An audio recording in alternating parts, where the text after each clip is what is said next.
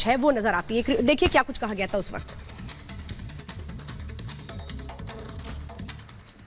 कांग्रेस के घोषणा पत्र में वही सोच झलकती है जो सोच आजादी के आंदोलन के समय मुस्लिम लीग में थी।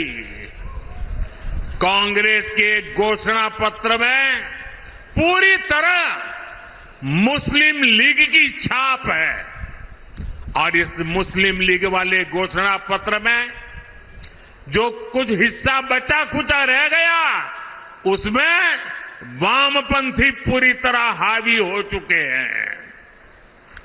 कुल मिलाकर कांग्रेस इसमें दूर दूर तक नहीं दिखाई देती है।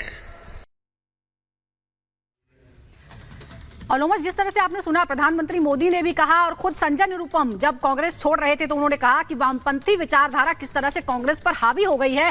क्या वही कट्टरपंथी विचारधारा है जिसकी वजह से अब कांग्रेस नक्सलियों को भी शहीद बताने लगी है? बिल्कुल साफ तौर पे आप देख सकते हैं गौरव भाटिया ने भी यही बात का जिक्र किया है कि कहीं ना कहीं जो कांग्रेसी नेता हैं वो पूर्ण रूप से उनका या तो दिमाग खराब हो गया है या फिर वो जो बातें बोल रहे हैं वो सोच समझ के नहीं बोल रहे। हमारे साथ दिल्ली की जनता लगातार जुड़ी हुई है, उन्हीं से हम जानने की कोशिश करते हैं, उन्हीं से समझने की कोशिश करते हैं। लगातार जो कांग्रेसी नेता हैं वो सेना के पराक्रम हो या सुरक्षा बल जब नक्सलियों को ढेर करते हैं उस पर सवाल उठाते हैं और नक्सलियों को शहीद का दर्जा देते हैं, तो किस तरीके से देखते हैं? बिल्कुल गलत है जी, ये शहीद का दर्जा देना उनको बिल्कुल गलत है। अपने भी जवान हैं जो शहीद होते हैं, उनको तो शहीद का दर्जा नहीं बोला जाता है इनको, लेकिन नक्सलिया शहीद हो रहे तो उनको शहीद का दर्जा दे रहे हैं। ये सब किस तरीके से?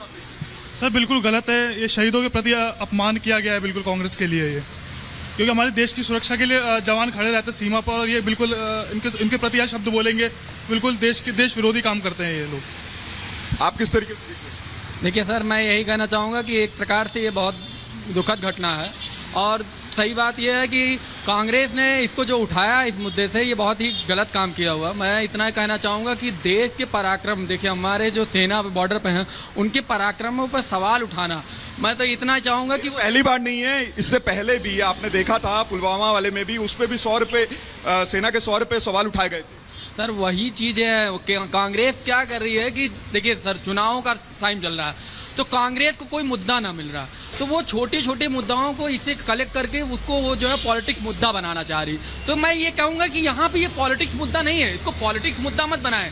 आप यहाँ पे पॉलिटिक्स मुद्दा बना के इस चीज़ को इशू सोचते हैं कि मैं ये नहीं कहूँगा जनता इतनी बेवकूफ़ नहीं है कि इन चीज़ों को समझेगी नहीं। आप उसको देखिए, गौर करिए, आपको लगता है कि मतलब वो आतंकवादी जो हैं वो आके यहाँ पर इस तरीके से, ये मैं नहीं।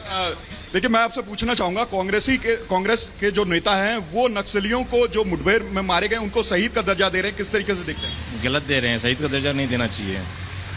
बिल्कुल लोमस, प्रतिक्रियाएं लोगों की नाराजगी सामने आ रही है। लोमस, अकील और अजय, आप तीनों का बहुत बहुत शुक्रिया। और इस बीच बड़ी खबर सामने आ रही है। दरअसल स्मृति ईरानी ने राहुल गांधी पर हमला बोलते हुए कहा है कि टुकड़े टुकड़े नारे के समर्थक राहुल गांधी कभी अमेठी के सांसद थे, इस बात का दुख है। तो लगातार स्मृति ईरानी राहुल गांधी पर हमलावर हैं और उन्होंने कहा है कि वो अमेठी के नेता थे कभी, इस बात का दुख है। टुकड़े टुकड़े नारे के समर्थक राहुल गांधी कभी यहाँ के नेता थे।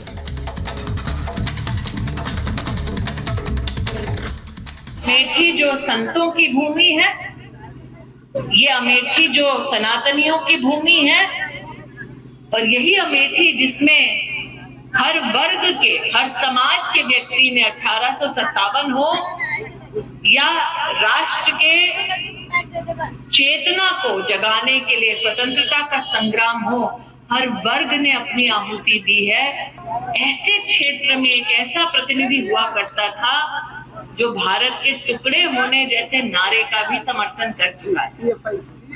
तो आज हम इस बात से अभिभूत हैं। नरेंद्र भाई ने मेरे हारने के बाद भी अमेठी में और इसी विधानसभा क्षेत्र में AK 203 की राइफल की फैक्ट्री लगवाई।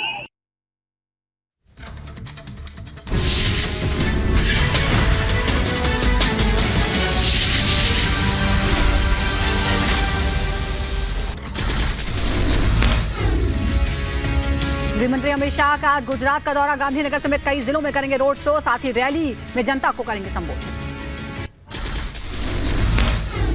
गृह मंत्री अमित शाह गुजरात के गांधीनगर में दाखिल करेंगे नामांकन। गांधीनगर से मौजूदा सांसद है अमित शाह, पिछली बार 5 लाख से ज्यादा वोटों से जीते थे। जेपी नड्डा डंडा सहरिया एचएस खेल मैदान रैली को संबोधित करेंगे। जेपी नड्डा दुधनोई, राजोहुआ, खालपाथर में भी शाम करीब 3:45 बजे एक जनसभा को संबोधित करेंगे। गुजरात के भरूच जिले में पहुंचे पंजाब के सीएम भगवंत मान। आप उम्मीदवार चैतर वसावा के लिए चुनाव प्रचार किया, लोगों से किया आप उम्मीदवार को जिताने की अपील। लोकसभा चुनाव के पहले चरण के मतदान को लेकर तैयारियां पूरी, मतदान केंद्रों के लिए रवाना होंगे मतदान दल। 19 अप्रैल को होगा पहले चरण का मतदान।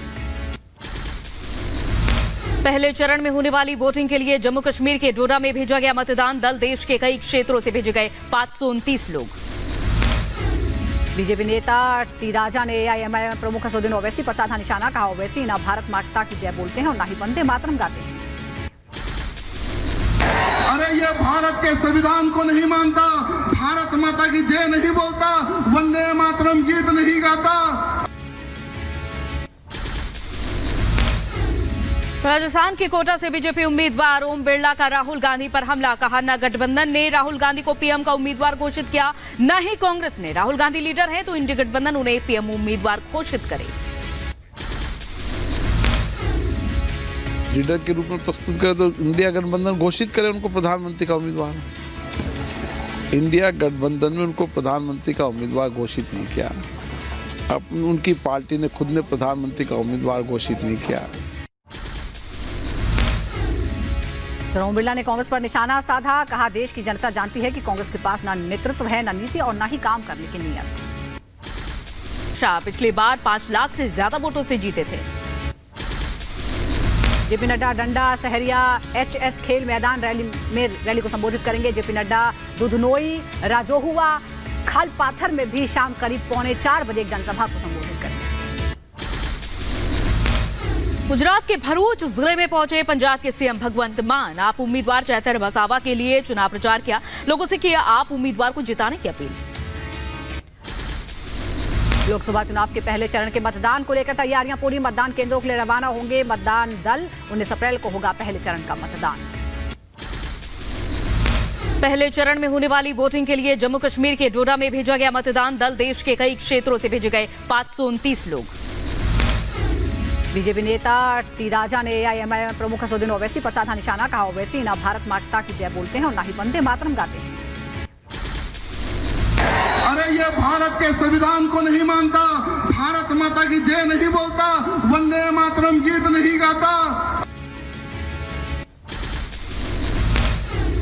राजस्थान की कोटा से बीजेपी उम्मीदवार ओम बिरला का राहुल गांधी पर हमला, कहा न गठबंधन ने राहुल गांधी को पीएम का उम्मीदवार घोषित किया, न ही कांग्रेस ने। राहुल गांधी लीडर है तो इंडिया गठबंधन उन्हें पीएम उम्मीदवार घोषित करे।